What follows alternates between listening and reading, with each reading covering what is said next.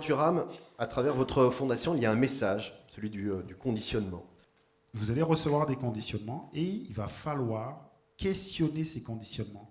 Parce que sinon, vous allez mettre des étiquettes à d'autres personnes et vous-même, vous allez vous approprier des étiquettes et c'est là le problème. Et donc voilà, vous allez enfermer des gens dans leur couleur de peau, vous allez enfermer des gens dans leur sexualité, dans leur religion, dans leur genre.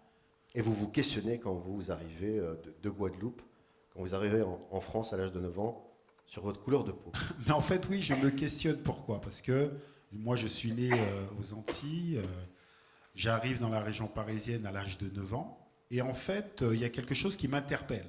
C'est-à-dire que je deviens noir à l'âge de 9 ans. Et oui, parce que, bien évidemment, j'ai des miroirs à la maison, hein, tout va bien. Ok ? Mais en fait, on devient noir dans le regard de l'autre. Parce qu'à partir du moment où on est deux, il y a des différences. Et c'est pour cela que souvent, par exemple, quand on parle de l'autre, je dis souvent à mon fils, qui est l'autre pour toi ? Et je lui dis, c'est papa déjà, c'est ton frère. L'autre, c'est pas quelqu'un qui a une couleur différente, ou une religion différente, ou une sexualité différente. L'autre, c'est celui qui n'est pas toi. Il faut qu'on trouve le vivre ensemble passionnant, héroïque. C'est héroïque d'être en démocratie. C'est héroïque d'être dans le vivre ensemble et c'est héroïque d'être à la rencontre de l'autre.